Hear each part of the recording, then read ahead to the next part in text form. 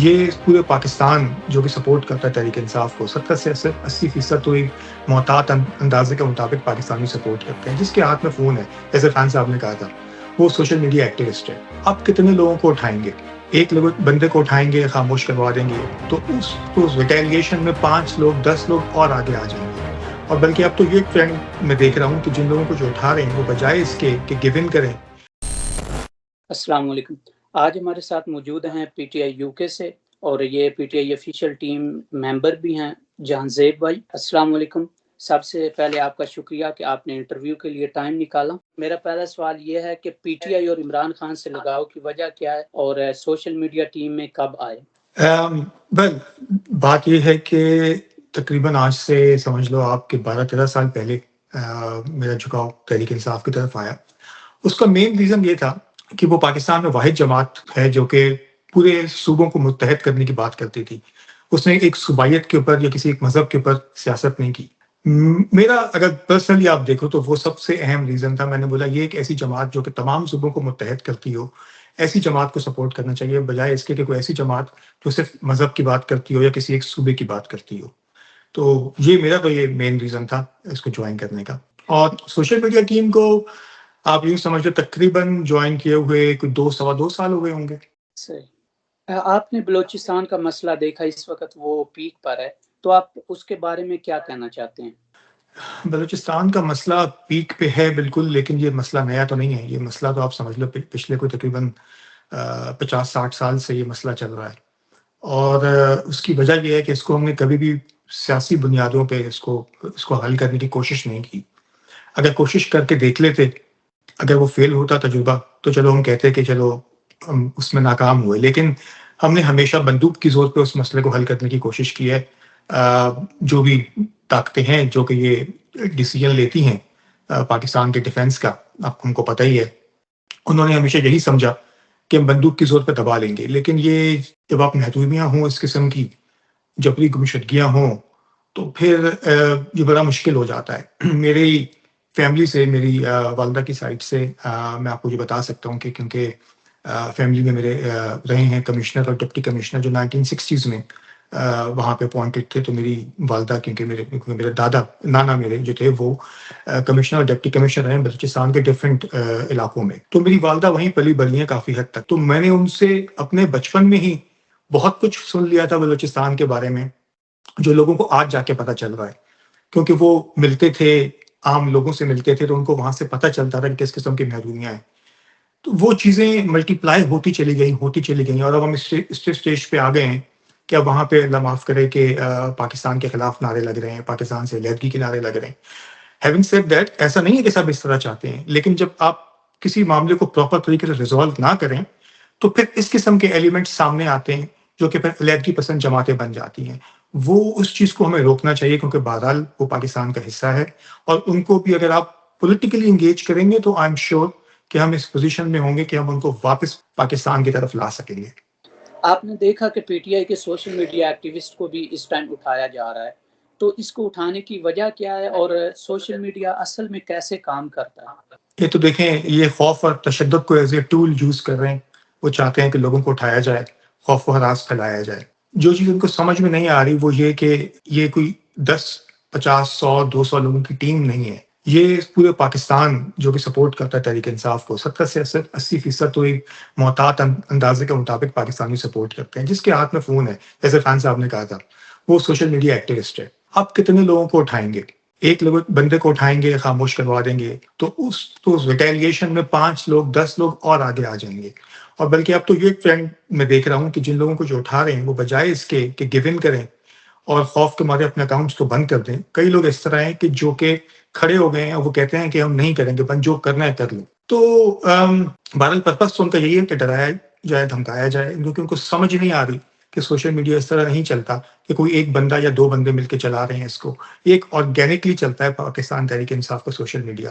ہم لوگوں کے پاس جتنے بھی سوشل میڈیا کے آفیشیل جتنے بھی لوگ ہیں، کبھی کوئی ایک دھلے کی بھی کوئی کمائی ہوئی ہو ان کو، ہم لوگ تو ظاہر ہے کہ اپنا وقت اپنا پیسہ خود لگا کے اس کاز کے لیے چل رہے ہیں. اور ہمارا مقصد صرف اور صرف ایک ہے کہ پاکستان میں آئین اور قانون کی بحالی ہو، واپس جمہوریت آئے. کیونکہ اس وقت جو صورتحال بن چکی ہے پاکستان میں، یہ کہنا میرے خیال میں بہت مطلب اس میں کوئی دو رائے نہیں ہو سکتی کہ جمہوریت کو، آئین کو، قانون کو مکمل طور پر دفن کیا جا چکا ہے. تو ہم کوشش کر رہے ہیں کہ ریوائول ہو ان چیزوں کا. ہماری کوئی پاکستان سے یا کسی اداروں سے کوئی پرسنل دشمنی نہیں ہے.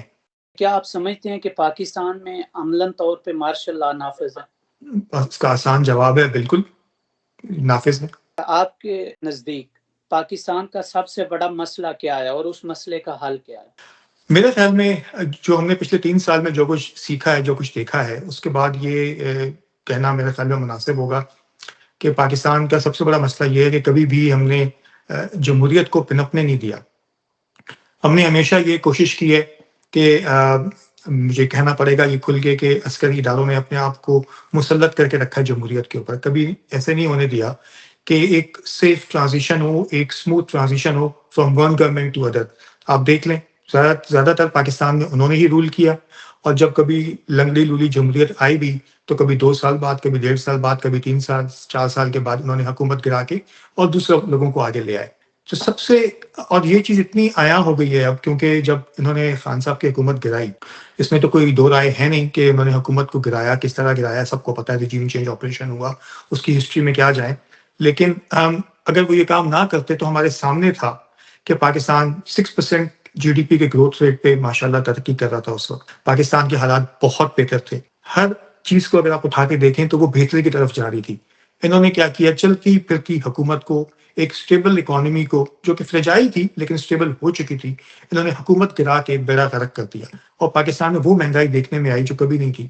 پاکستان میں اداروں میں وہ تباہی ہوئی جو کبھی دیکھنے میں نہیں آئی تھی. تو میرے خیال میں اگر ایک اسموتھ طریقے سے جمہوریت کو چلنے دیا جائے، جیسے کہ بھارت میں ہے فار ایگزامپل، جیسے کہ اور ممالک میں برطانیہ اور امریکہ سے کمپیئر نہیں کروں گا، اپنے ہی ریجن کے ممالک سے کمپیئر کروں گا. انڈیا کے اندر بھی تو آپ دیکھیں نا کہ جیسے بھی ہے جمہوریت ہی چلتی آ رہی ہے، اور وہ بہرحال ایک اچھے ٹریک پہ چل پڑے ہیں. تو ہم بھی اس ٹریک پہ آ سکتے ہیں، لیکن اداروں کو، ہر کسی کو اپنے کام سے کام رکھنا ہوگا. مداخلت چھوڑ دیں، سیاسی جماعت بننا چھوڑ دیں، جو کام ہے وہ کریں.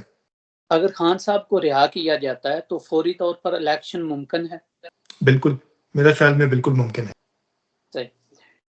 اگر خان صاحب کو سیاست سے آؤٹ کیا جاتا ہے تو پی ٹی آئی کے اندر کون سا ایسا لیڈر موجود ہے جو پی ٹی آئی کو متحد کر سکے؟ میرے خیال میں تو خان صاحب کو سیاست سے آؤٹ کیا جا ہی نہیں سکتا، کیونکہ 3 سال سے انہوں نے سر دھڑ کی بازی لگا دی، سب کچھ کر کے دیکھ لیا.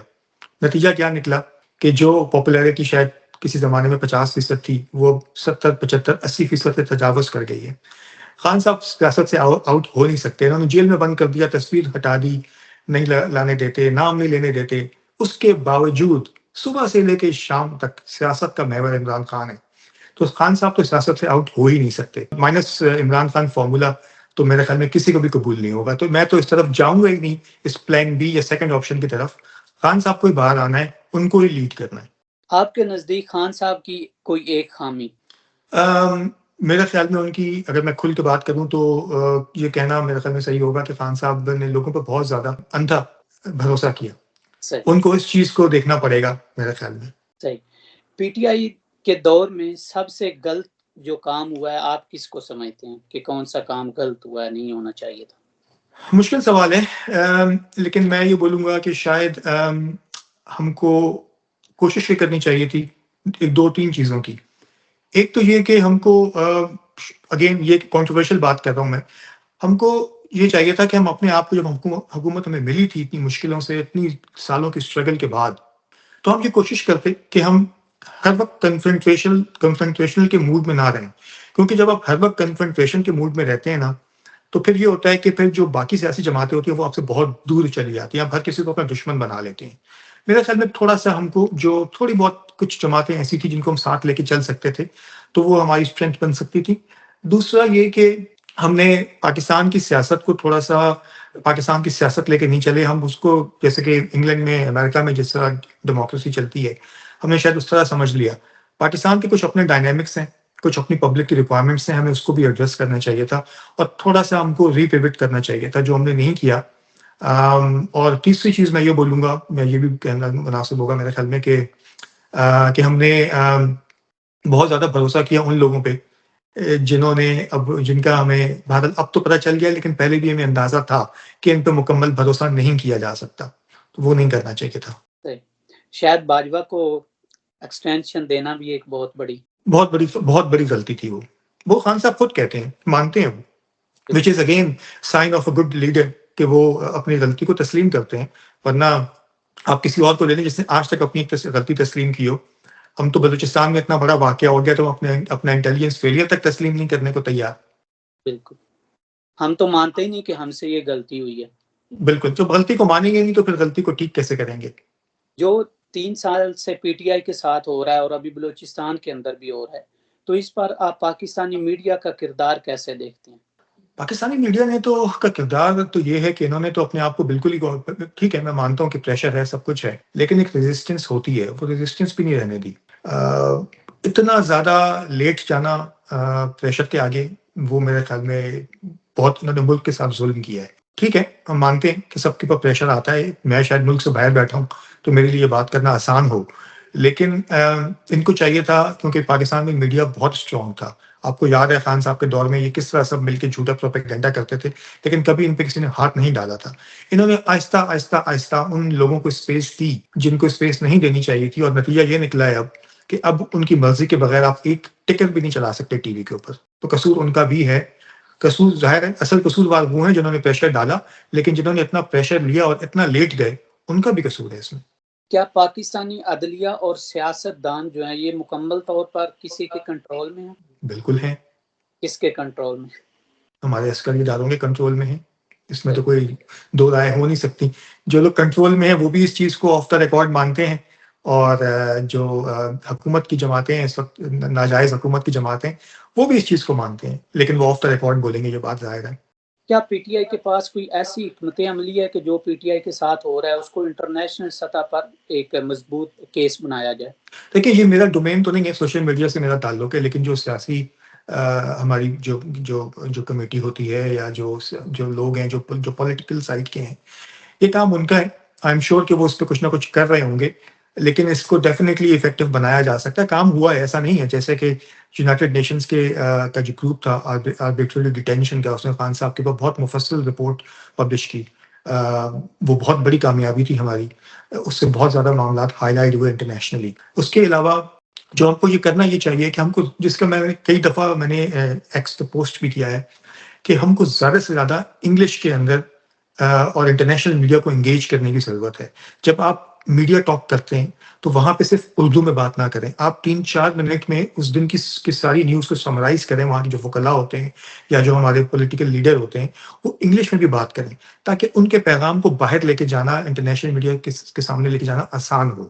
اور اس کے لیے ہم کو یہ بھی چاہیے کہ ہم ریگولر بیسس پہ at least every fortnight, ہر 2 ہفتے میں ہم ایک چھوٹی سی پریس کانفرنس رکھیں جس میں انٹرنیشنل میڈیا کو انوائٹ کیا جائے, ان کو پریزنٹیشن دی جائے, 2 ہفتے کے جو بھی ایونٹس ہوئے ہیں اس پہ اپڈیٹ دیا جائے, تاکہ ہماری باہر بھی سنوائی ہو. کیونکہ جب تک باہر سنوائی نہیں ہوگی یہ معاملات ٹھیک نہیں ہوں گے, کیونکہ ہمیں یہ ماننا پڑے گا کہ پاکستان میں رجیم چینج بھی باہر سے کروایا گیا, اور جب تک یہاں باہر پریشر نہیں بنے گا اس وقت تک حالات کو ٹھیک کرنا بہت مشکل ہے.